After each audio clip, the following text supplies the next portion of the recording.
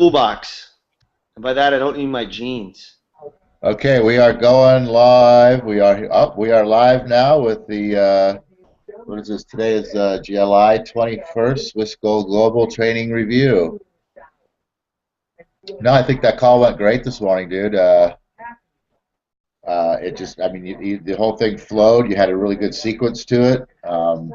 I like the stories. There was one thing I felt that only because you and I had talked about it the night before that I felt you kind of left out that I kind of like got left hanging that I wanted to hear, and that was the part about the comptroller's always quitting before disaster strikes. Oh, yeah, I know. Fuck, I left that part out. I did want to add that in. The Yeah, comptroller's always quitting before the fucking shit hits the fan. yeah, yeah. So, but other than that, no, the content was awesome, and like I said, it flowed good. The inevitability could flow into the urgency and the backing up of that with the senator's information and all that. No, it was a good call. You know what? I stumbled into that senator thing because I was looking at articles, recent ones, that were putting that unfunded liabilities at 126 trillion. And I went back to a video, the David M. Walker I brought up that was out in 2009 that I remember seeing. And at that time, it was $80 trillion in unfunded liabilities. So is anyone doing anything? It's gone up $46 trillion. They've added $46 trillion in 5 years of unfunded liabilities to the government's budget. It's like, people wake up, what the fuck's going on? You know what I mean? Like, Yeah. they're doing nothing. No, yeah, I mean it's what is that? A 50+% increase and You know what's funny? I couldn't remember. I was in the Ron Ball video. You remember he says there's the inflation block of 5 years. What did he say? 30%? yeah, that was from 80 to 85. Oh, you know what? 80 to 85. So yeah, look at that compound. The cost of unfunded liabilities is inflated 50% in the 5 year block. It's unbelievable. Oh, that's a bummer. I just realized this hangout was actually was switching back and forth. Putting the person who was talking up on the screen. It was actually doing that on its own until I just clicked onto the thing, and now I have to do it. How do you make it do that? I don't know. It must be some sort of option, which is kind of cool, you know? Well, it was like I said, it was doing it automatically. Whoever was speaking at the time was just automatically popping up on the screen. But then I clicked onto the little windows where on the side here that directs who's on the screen, and so now it looks like I have to do it myself manually, which that's a bummer. I'm trying to figure out, they have something called a comment tracker, like supposed to be able to, like, if you have people on the call, let me try this option. I wanted to try this option here. Downloading the app. All right, let me see something here. Features disabled. Damn. Okay, you must have to set it up. I was trying different ways while we were talking here to type like a comment in that would like show up on the screen. So like when you host one of these things, instead of like people, having people mute themselves so they can't talk over like the presenters, but be able to like participate by like typing a question in the sidebar. There is an option and a way to do that. Yeah, I think there is. You got the comment. There's a comment bar. I don't know how you insert it into I don't know how you actually insert it into the Hangout yet, and actually, so that people can actually use it. But it's there. Mm-hmm. Hey, hold on. I'll be back in 1 second. If you want to pause it, I got to take a leak. There's no pausing that I know of. So I'll just keep this thing going for a few minutes by talking about the call a little bit. Basically, the outline of the call this morning that John talked about was it was a carryover from his Friday call a little bit, which was about inevitability thinking and setting yourself up for success instead of setting yourself up for failure. And with inevitability thinking, what you do is you put something in motion. You set something up. have something in place. You pay for something in advance. You have somebody that's going to call you out on something, or you have a meeting that you have to stand up, that you have to attend. Whatever it is, you put something in the future in place now, so that when the time comes, it's inevitable that you have to do that, because in actuality, the pain of not doing it, of not fulfilling that action that you've prearranged, is actually going to be far worse and exceed your inaction of not doing it. So that's the whole concept behind the inevitability thinking, which is pretty awesome, because if you're worried about doing something, you're holding off on doing something, and you're like, you know what, it's time that I do this, and I'm going to go set this up right now, and 3 days from now, it's going to be in place, and I'm just going to have to do it. And next thing you know, 3 days comes along, and whatever it is that you set up is so much more powerful than and has so much more consequence upon you than if you sit there and don't do it, which you probably would have normally done. Then inevitably you're going to do it finally. So that's the whole concept behind inevitability thinking. That basically sums it up right there. Oh, man. Oh, I'm groggy this morning. I'm sorry, dude. Yeah.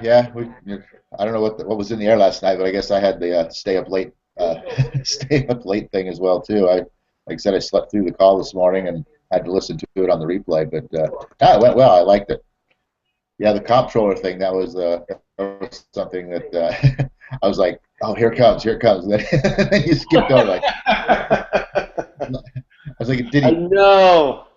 I was like, did he leave that out on? I tried to throw it in too. Like, that call ended in exactly 20 minutes. In fact, I got through a little bit of it quicker than I anticipated.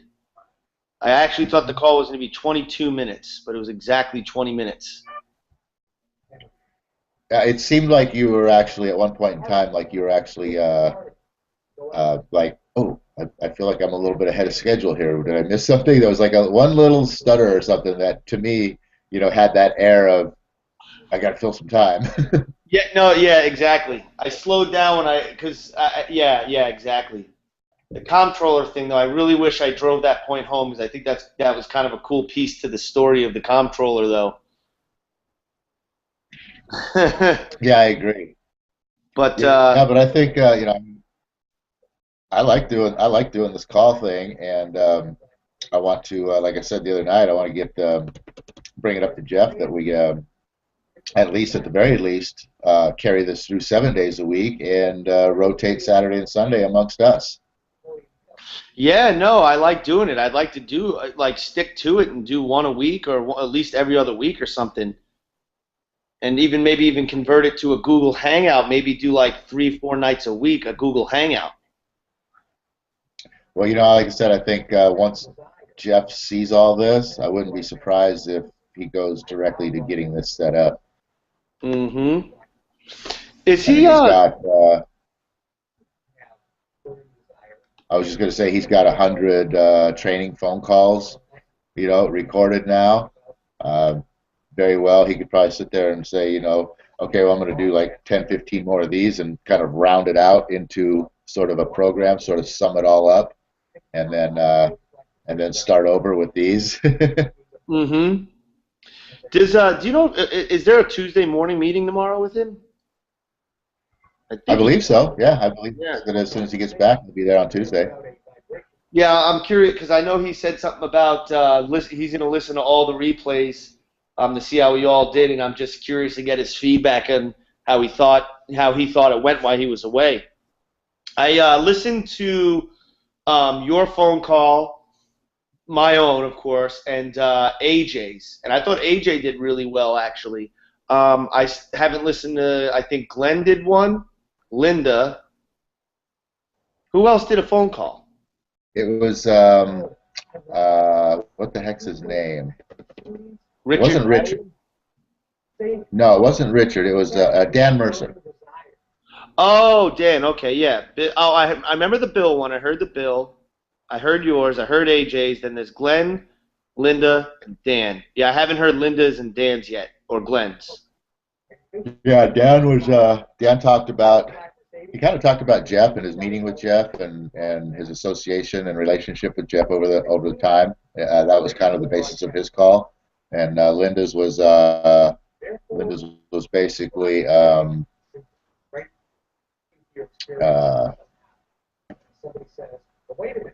I guess kind of I don't know the law of attraction and believing and believing in what's going to happen and that sort of thing. And Glenn's was I don't remember exactly the topic of Glenn's, but I do remember it was a good call.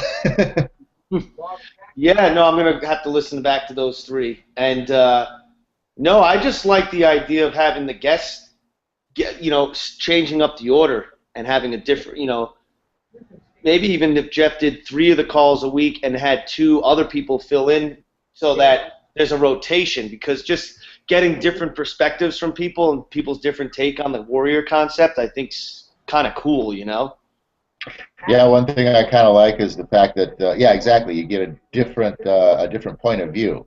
You get a different concept on maybe it's talking about the same idea that Jeff's talked about, but it's coming from a different place and with a different twist on it, which I kind of like that. Yeah, totally. So what's the plan for today? What do you you got some stuff you're working on at home right now, or? No, I've been while I was putting together I put together a foreclosure, a probate, and a regular just off of the something that like for general ads and for directly from the website, that assessment quiz. And then I also what was the other thing I did? Oh, and then I was working on some actual ads, and I was working on the content for Gold Ships. Got all that kind of taken care of. Not completely. I went through some of that. I like what I got there actually for the most part. Switched some of it around a little bit, but and then I also got one of the assessment quizzes for Swiss Gold Global, and was looking at some of the. Is that the one that I was writing ads for? I think it was the one I was writing actual ads for. But very simple. Gosh, but no, the whole concept, and then what I was looking at too is on the gold ships. When people go there, the whole concept I was talking about with bringing in the leads and getting them sent out. I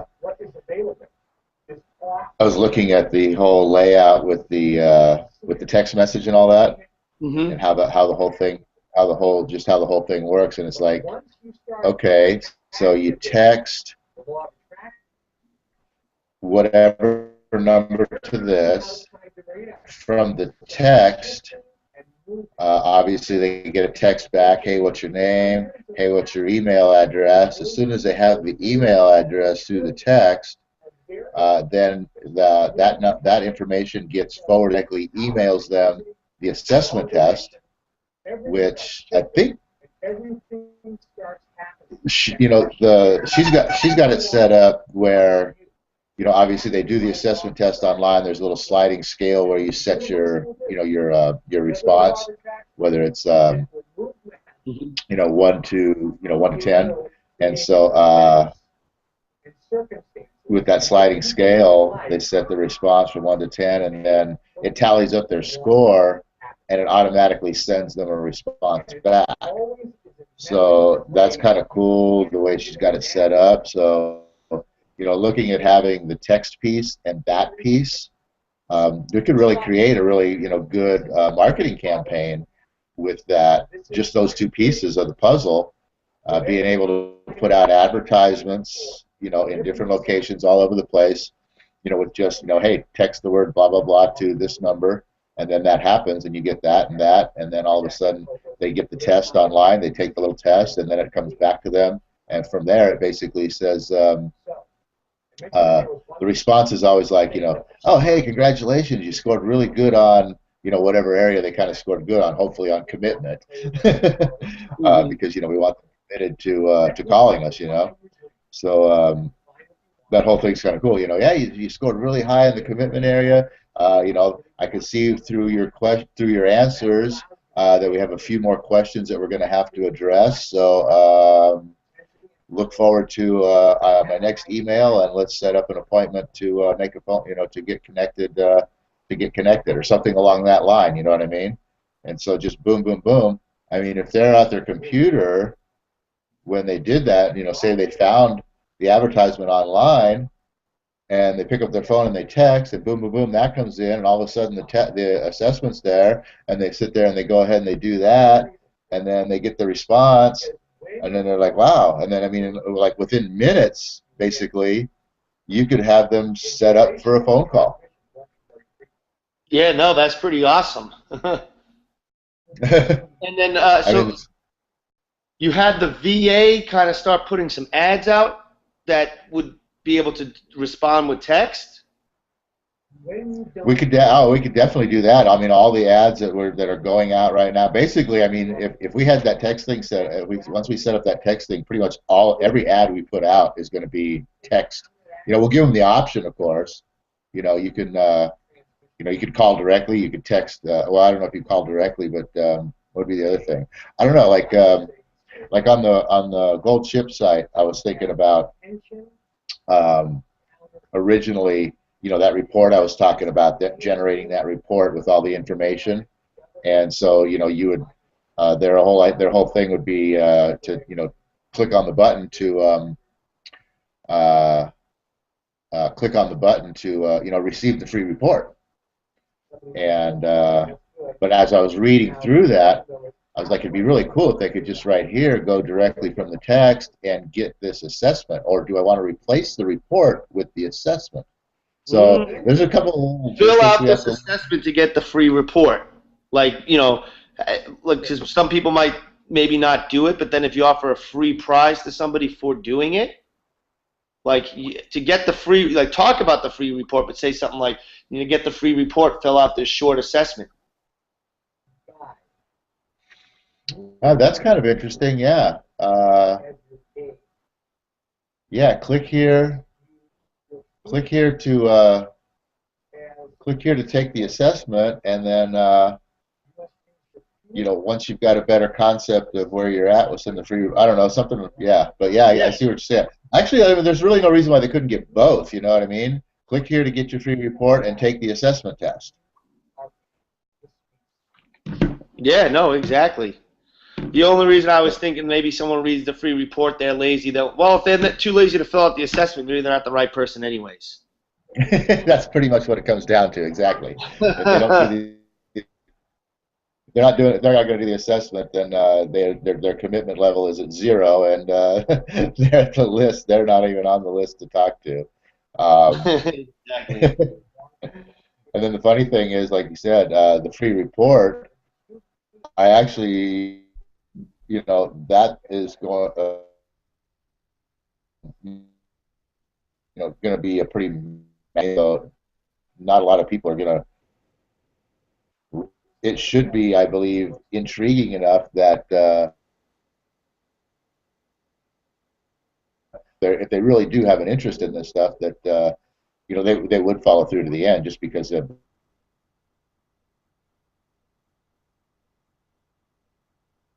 Mm-hmm. This is Right. funny. Now, a question I got is too.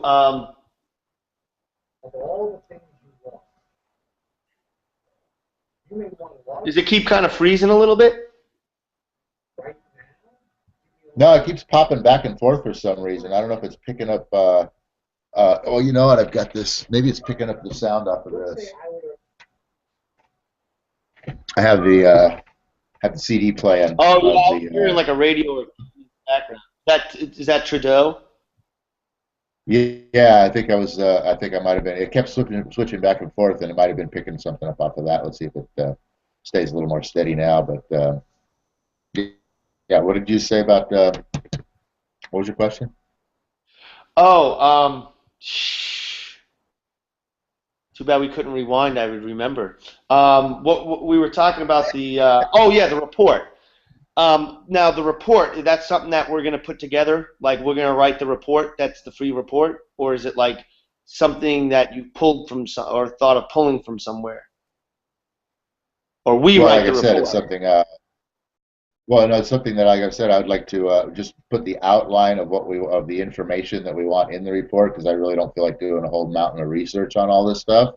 I know the information's out there, and you know, basically just outline of this is the information we want, and get commission somebody to write the report for us. Oh, and that's kind of where you were talking about maybe getting the intern to research all that information we want for the report. Because you want to use Yeah, kind of the numbers we were talking about that we picked up off of the Richard Ball CDs, and then kind of projecting it from '06, where he kind of projects it to where it actually went, to maybe 2023. Actually, and I'll tell you why that's a good year. I read this report yesterday, and I mentioned the Heritage Foundation in my talk this morning, yep. and they showed some graphs and spending expenditures and the debt levels that we'll be reaching by that year. And then because the amount of people retiring between then and now and the amount of people set to retire, like from 2023, the amount of debt that will start piling on is going to actually be astronomical increase, that will like makes the stack of debt since '03 just kind of pale in comparison to. And Well, yeah, it would be it's going to interesting be to see. exponential. It'll be interesting to kind of track it to there, because from there it's like a no man's land. Like it's hard to really say, because it talked about in the report too. Like right now, for every one retired person, it takes 4 working people to pay one retired person's pension, federal pension. And by 2023, they project there's only going to be 2 workers in the system for every one retired person. And it's mathematically impossible for 2 people to pay for one person's pension, because right now it takes 4. So that's where Yeah, that unfunded liability and those budget issues come in. So by then it'll probably actually take 6 to pay it. it'll be what? I said by then it'll probably actually take 6 to pay, and they'll only have 2. Exactly. Exactly. So yeah, it was an interesting report. It just kind of lays out like how you could fix the problem, and just reading the solutions, you just know that no elected official is going to actually want to be responsible for taking the steps to fix the problem, because people just aren't aware enough of the implications. And it would just, because most people really don't understand economics, would just look at this as like an attack on their social security and on their entitlements and taxes. Like there really is no in my opinion, reading the report and reading the solutions, that it makes sense, but no one wants to take the hit of actually being the one to implement any of the solutions, because it'll essentially guarantee that that particular representative and elected official would probably not win another election, because they would be absolutely demonized for either having to raise taxes or having to cut social programs, So it's kind of a catch-22. Well, I will say one thing. There will be somebody that wants that position. You know why? Because that will mean infamousy for the millenniums, because they'll be the one, their fault. They're the one that created the whole mess and made it all happen, and somebody will be glorified to take that position. That'll be a scary time. Yep. Yes, it will. So, all right. Well, what do you you have an idea in mind of a plan for today? I kind of my brain kind of pooped out. So, what did we talk about doing today? Well, I'm gonna take us off live here because I believe that's pretty much our review for the Swiss Gold Global call this morning, and we can discuss that.